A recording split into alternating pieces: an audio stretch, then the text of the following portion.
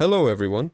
We are starting a free open lecture on our Discord. If you are a viewer and want to ask questions and get answers in an online format, join our lectures. You can find the link to our Discord in our Telegram channel. Accordingly, the best complexity of this algorithm will indeed be n log base 2. This will actually be the best complexity. Why? Because the number of these stages of tree division will be the logarithm rounded up. So if there are 9 elements here, then if you take the logarithm of 9, it will be approximately 3.16, something like that. Accordingly, we cannot have the number of stages. That is, the number of these stages being 3 and something else. That is, this is impossible. We will have a certain number, which should obviously be an integer, so there will be 4. If 3.16 is obtained in the logarithm, then it means there will be 4. Accordingly, we will have a total of 9 such elements, that is, n items. Therefore, we will do these n items 4 times. So n multiplied by the number of levels will be 9 multiplied by 4, because the logarithm will round up, and the worst complexity is n squared. When multiplied, it can happen that we get n squared. In this case, this example is not written here, but we will show it now. If we always choose some extreme element as the pivot element, for example, we have some array. Let's come up with it, for example. Let's say 10. Then we have 8, 1, 3, and then on the right, we have 2, 7, and 4, for example, like this. If we start dividing this array, we choose 10 as the pivot element, and accordingly, it will be divided into less and more. Those that are smaller, yes, those that are more precise, there will be emptiness. In other words, they will not exist at all, and those that will be smaller, that will be the rest of the array, 1, 8, 3, 2, 7, 4, that is, it will be the entire remaining array. I'll copy it here right away, I'll place it, but we won't have a 10. All elements here are smaller, so we have n elements here. In this case, it's 7, and here we will have n1 elements, which means it will be 6. Next, we will choose some pivot element. For example, here I was a bit inaccurate in writing. We need something equally large so that it ends up in the center. That is, I need it to be, for example, 1, 2, 8 here and 2, 7, 4 here. Here is the pivot element in this case. Here we will take it like this, 1, 2, 8. Here we will take the same as the pivot element, the central one, which will be 8 because it is in the center. If we have an even number, we take the left one, and accordingly, we again have elements that are greater, there will be none, and elements that are smaller, there will be all the rest, 1, 2, 2, 7, 4. We copy, and 8 will become the pivot element here, 1, 2, 2, 7, 4. Here it will already be 5 elements. That is, we will have 7, 6, 5, and so on. If the array is well chosen in such a way that it is divided exactly in the worst case, then it will be 7 plus 6 plus 5 plus 4 plus 3 plus 2 plus 1.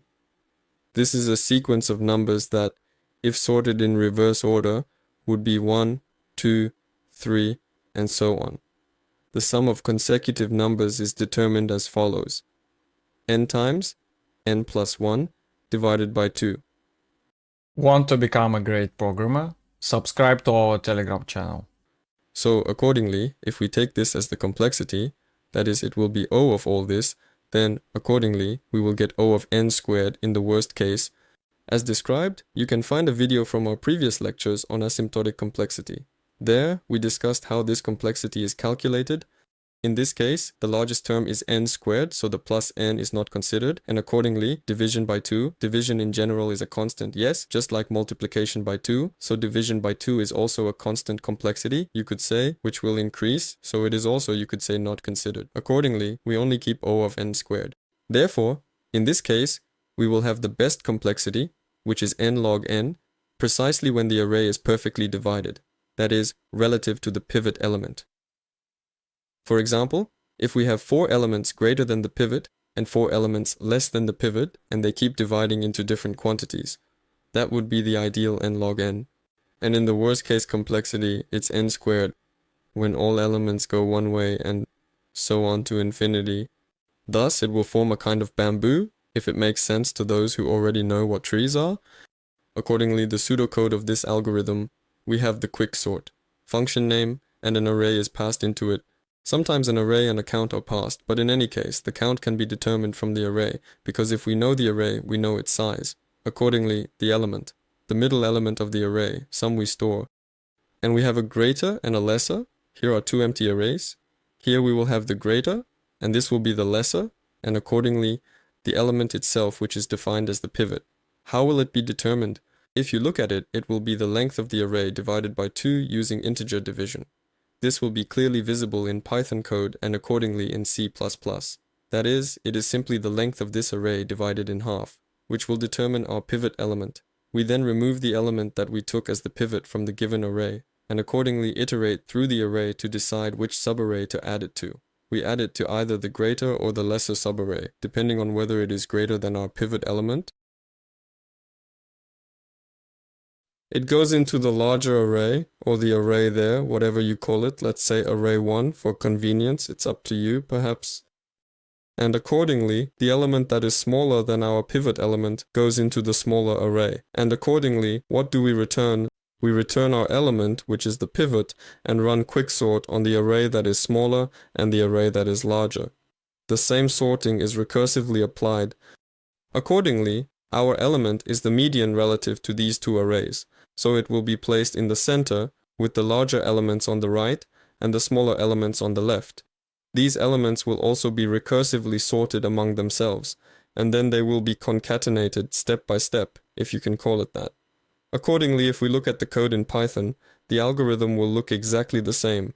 If the length of the array is less than 2, which means the array is either empty or has one element, there is nothing to sort and we immediately return our array. Next we take the index of the central element, which is the pivot index. This is the length of the array divided by 2 using integer division, because the index cannot be a fractional number.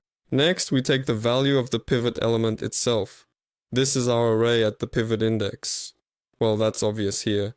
We remove our pivot index from this array, meaning we remove the central element. In this case, the pop function works by removing an element by its index. Accordingly, bigger and smaller are two empty lists, where we will store elements that are greater and smaller. Accordingly, we iterate through all the elements of our array, already without our pivot element, and if the value there is greater, we add it to our larger array.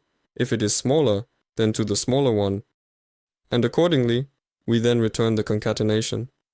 You could call it that, or the merging of the lists. Our smaller list is obtained, from which quicksort is initiated.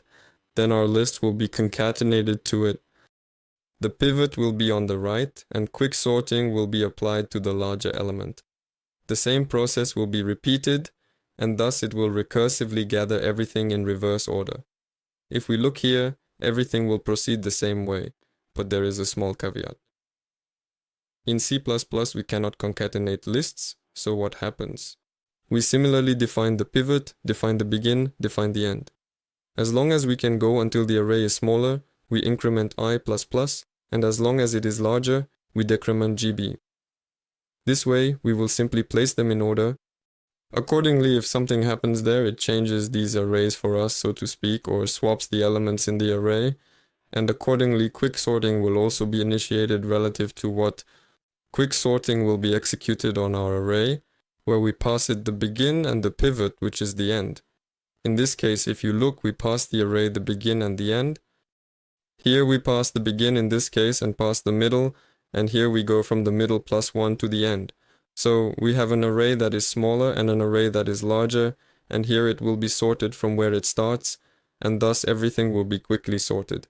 That's basically it.